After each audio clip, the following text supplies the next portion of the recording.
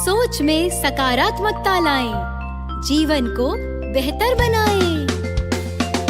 मनोदर्पण पर कॉल लगाएं, मनोबल अपना और बढ़ाएं। मनोदर्पण पर कॉल लगाएं, मनोबल अपना और बढ़ाएं। चलो आज ही प्रण ले हम, मानसिक स्वास्थ्य सुधारे हम।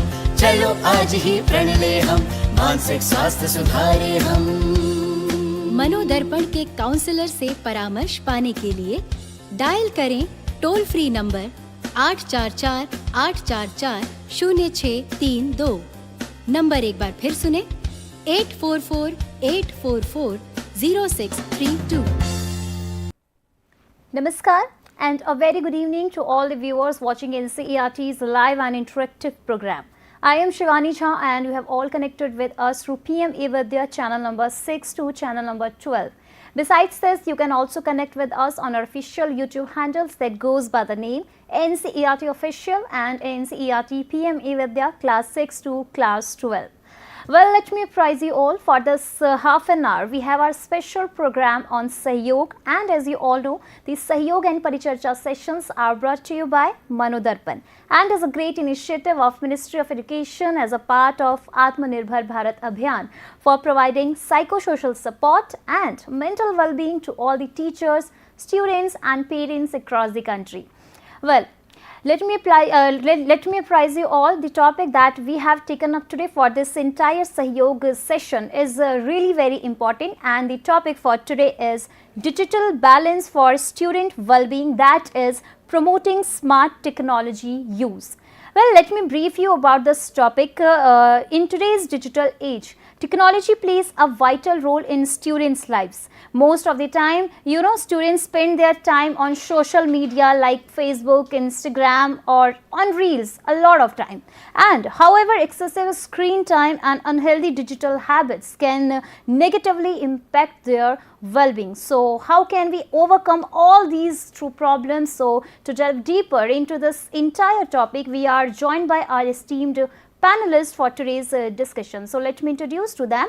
Firstly, we are joined by our expert Mr. Dinesh Satapathy, sir, as Assistant Professor at RINCERT Mysuru. So, namaskar and welcome to our session. Namaste, ma'am. Okay. And along with our expert, we are also joined by our practicing counselor, Ms. Saraswathi A. Ma'am, namaskar and welcome to our session. Namaste. Okay, thank you so much, ma'am. And dear all viewers and learners, in case if you have any queries, any feedback you want to share us during the session or regarding the session, you can directly contact us via phone or our email ID. Our phone number is flashing on your screen. Firstly, it is 8800440559, and also our second phone number is 844-844-0632. And our email ID is sahyog.ncert@ciet.nic.in. And let me tell all our viewers, we are also joined by our Indian Sign Language interpreter whose name is Bhumi. So, I also welcome you to this session.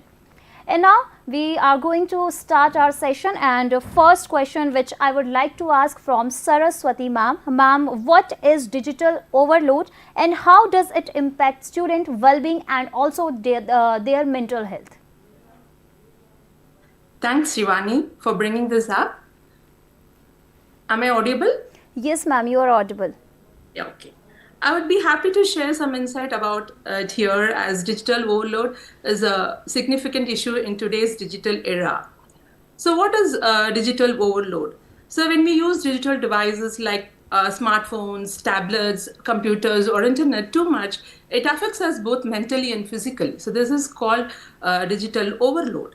So it happens because we are constantly exposed to informations, notifications, social media, and too much screen time beyond what is healthy. So students, we need to understand this digital overload. And does this affect, does it has an impact on students' well-being?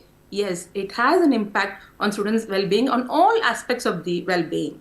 How does it affect? Like, it affects the cognitive, emotional, social, physical well-being of the students. So we'll just look into one by one aspects and how it affects this students' well-being. So first, if you see the cognitive ability, which is otherwise we call it as the intellectual ability, Like students, they tend to constantly switch between apps or platforms. It decreases the ability to concentrate on one task. And even the overexposure to information leads to mental fatigue, making it harder to process and retain knowledge. And also they face difficulty in focusing, which can affect their study habits and the quality of academic work. And also, if you see now, students are more addicted to these gaming platforms, which uses the VR technology, that is the virtual reality, and which is an immersive technology. Yeah, of course, it immerses us into it, but not like a prolonged time use of this gaming things it disorients them from the real world environment. Okay, so you would have seen the recently some short video clips or the reels, which is floating in the social media platforms, where students, they go into an imaginary world without even using the, VR gadgets. They are just, acting as if they are playing those games in their imaginations. So that is how they have been distracted, and they are disoriented from the real world environment. So their lines have been blurred between the virtual reality and the real world environment. So their perceptions are being altered. Okay, like their perception between the space time, they don't know what is the reality and what is the virtual. So that is what is happening right now. And if you look into the emotional impact, like continuous notifications, and they don't want to miss it out, and that leads to anxiety and stress, academic pressure through the online platforms. And the main thing is these social media comparisons. Like, we just, whatever people post on the social media, it's only one dimensions or one side of their life. They don't show their struggles in that. But what students may tend to feel that, okay, they are very successful, they are looking very good, we are not like that. So that's how they compare, and that creates an unhealthy impact on the students' view. And the next thing, even the social media impacts, like this, there's reels, all the social media, there's reels which students see in the social media platforms. They become addictive to it, and that is distracting them a lot. So that decreases, that prolonged activity decreases their productivity, disturbs their sleep, and also it restrains the real world relationships. So they reduce the face-to-face interactions, and also their digital communication becomes the preference than their direct conversation. So that also impacts their well-being. And also, when we talk about the physical impact, the physical ability, so first it is about the sleep cycles, how the sleep cycle gets affected by this prolonged use or the digital overload. It's because of the blue light from the screen, which affects their eyesight or the vision. And the excessive screen time also reduces their physical activity. So they adopt a sedentary lifestyle. So we need to understand, we are an emotional being, we are a social being, we are a physical being, and we tend to move around. Exactly. Yes? So we adopt a sedentary lifestyle. So that is how we immobilize ourselves, and we become inactive. And doing all these things is like something, we are self-harm. We're doing a self-harm or a self-abuse to oneself. So why should we do that? So we need to question that, and please ensure that digital balance instead of digital overload, and make a smart use of the technologies. Okay, so Saraswati ma'am, you have already Yes. mentioned the effect of social media on our mental health or mental well-being, and you also mentioned like social media disturbs the main productivity and our thinking level also. So for the same, I would also like to ask the relatable questions to Dinesh sir. And sir, I would like to ask you, how do social media platforms contribute to anxiety, low self-esteem, or sleep disturbance, as ma'am already told us? Yeah, very correct. Very important points is what Saraswati ma'am brought into picture, that how social media is contributing to anxiety, low self-esteem, and sleep disturbances. Let's understand it in little bit more detail and in depth. Uh, the students who are in the adolescent age, they are actually quite vulnerable. They are quite curious, and they are ready to explore things around the world. And this is what is making them vulnerable. And the social predators who are waiting for such kind of vulnerable children, they are waiting for them to trap them in different through different kinds of traps, right? And this is what, when they are trapping the students, they are not able to speak it out to anybody, and that is the reason that is leading to anxiety. The other reason that is leading to anxiety due to the use of social media is the normalization of harmful digital discourses. What do I mean by harmful digital discourses? Is basically the use of misuse of AI and the deep fake technology and all these kinds of things. When these digital discourses which are harmful are normalized in social media, this is what creates anxiety in the minds of learner. To make it more clear, I would like to narrate an incident which one of my student came and complained to me, sir, I am being threatened by one of my class boys that uh, they will use deep fake technologies and they will create some disturbances in the public domain, and that is what is creating anxiety for her. And this is how we can understand that when harmful digital discourses are being normalized, the students of those age, actually they do not know what is right and what is wrong for them. What they are exposed to, that is what they consider it as right. And when harmful digital discourses are normalized, they tend to accept it and use it in their daily lives. Similarly, low self-esteem, how social media contribute to low self-esteem. What happens is, when in social media people post their means edited highlights. They do post whatever they have achieved. They post what is ideal for in their life. They post as if everything is happy and everything is going good in their lives.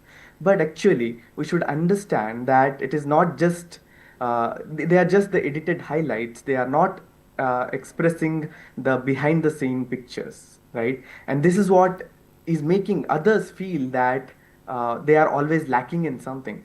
Furthermore, there is repeated exposure of something called idealized bodies and idealized relationships, idealized achievement, and something called idealized life. But we need to understand that life is not ideal and life is not perfect. Relationships are not perfect. Achievements needs to go through failure for means reaching to the point of achievement. And even bodies come in all shapes and size, but there is nothing called an ideal body. But social media is creating an exposure that something called ideal bodies, ideal lives, and ideal relationships exist.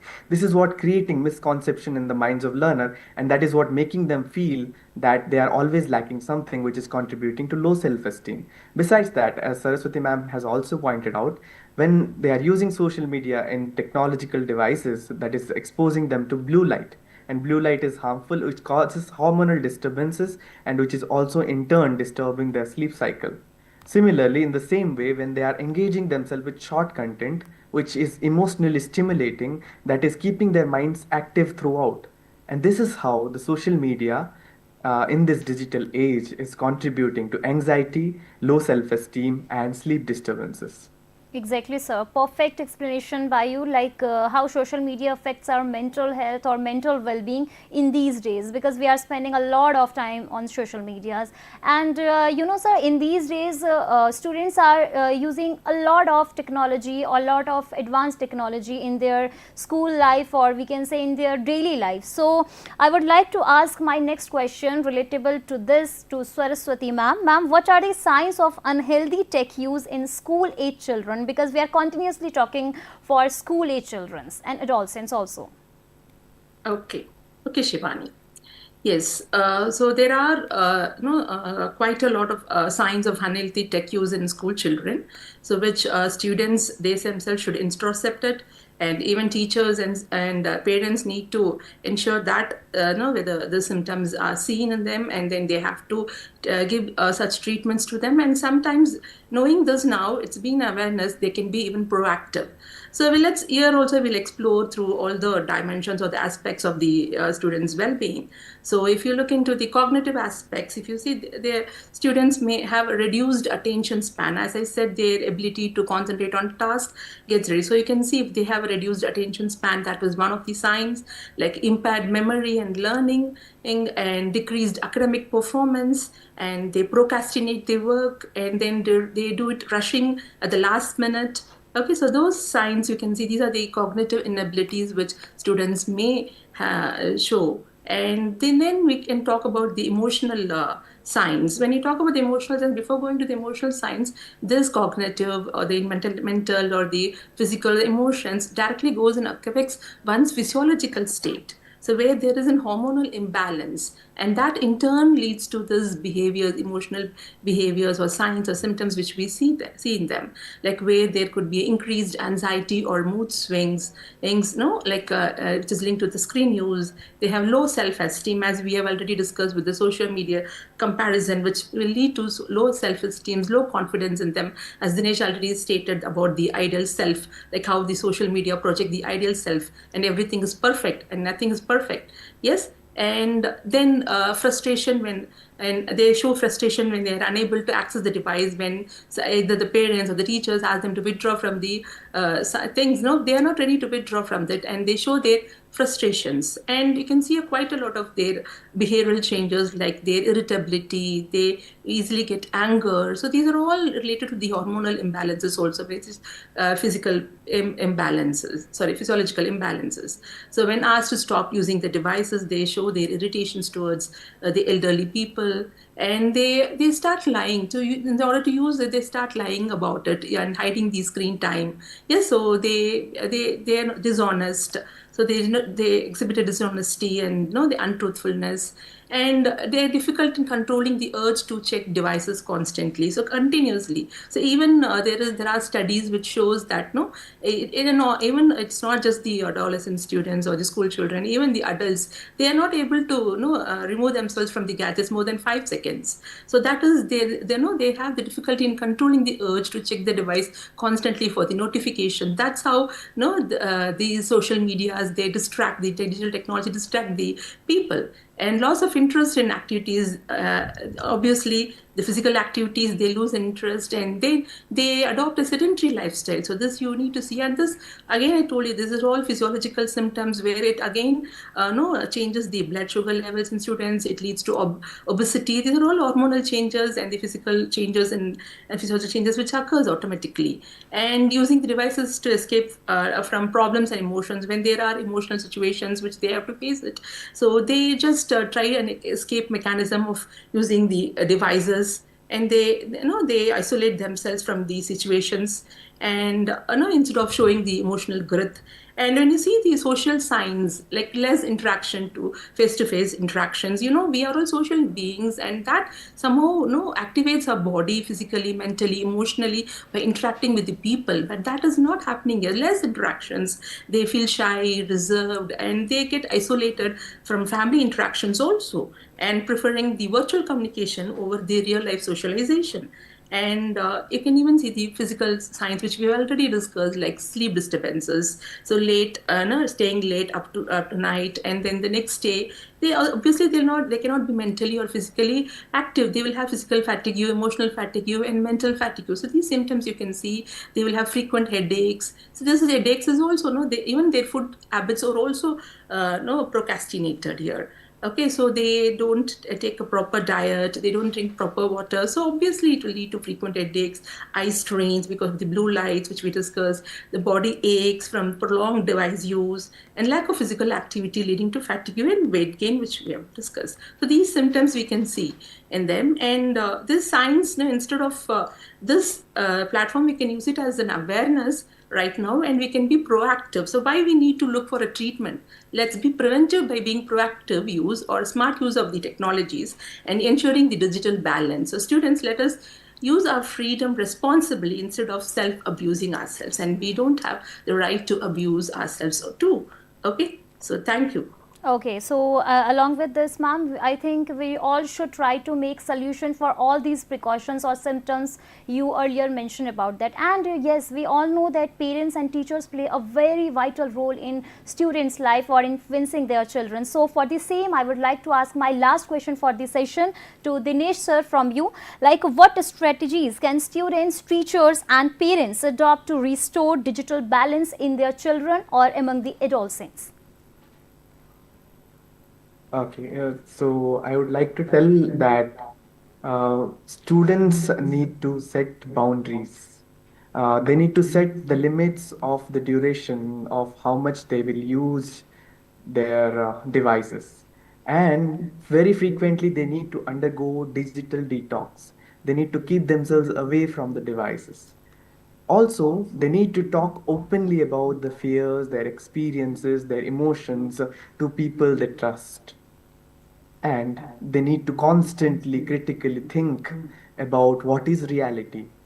As we were discussing about virtual reality, and the students are able to not, they are not able to distinguish between what is reality and what is not real. So students need to constantly and critically think about what is reality. Then the teachers, what they need to do, as teachers, their role is very crucial. They need to constantly look out and watch out for the red flags that, suppose, for example, as Saraswati ma'am also highlighted, the change in mood, change in behavior, academic performance, declining academic performance, basically. And furthermore, they need to create safe spaces for the children to be able to speak. Furthermore, the conversation around this digital means social media unhealthy use needs to be normalized. Only when they are normalized, the students will be able to speak freely and they will be able to talk out their emotions, their fears, and their anxiety in front of people. And then parents also need to watch out for unhealthy tech use signs like their change in the sleep cycle, change in their mood, and their food pattern, their speech pattern. And what, as parents, they need to do is they need to model their tech use behavior. It's not what we say that children do, they do what we do. So, as parents need to model what is a healthy tech use exactly. And furthermore, the parents also need to be aware of latest technological and social media trends so that they can be in line in energy with their children and they will be able to guide their children in better way. So as parents and teachers, students anyways, they need to be critical, but we have a more crucial role to play as we need to be very alert regarding where our students are heading to. Thank you.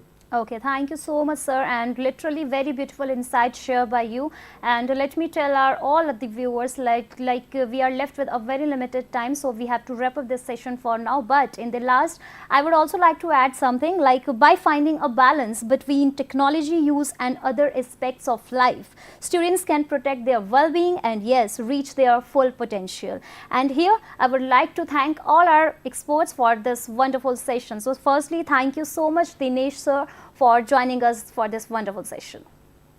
Thank you, ma'am. Thank you, sir.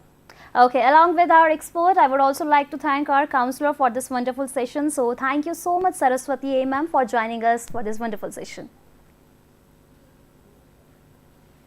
Okay, and along with our counselor, I would also like to thank our Indian Sign Language interpreter Bhumi for joining us till last. So, thank you for joining us, and I would also like to thank all our viewers for joining us till last. And before I leave, please have a look on your screens for our upcoming program. So, in a while, you can join us on channel number 6, 9 and 12 for the program of NIPA, and the topic is literally flashing on your screen. You can watch all our programs on NCERT official and all our PM Evidya channels. So, if you still have any queries or doubt regarding our today's Sahyog session, then you can also drop your queries in the comment box option. So, once again, thank you and namaskar to all of you.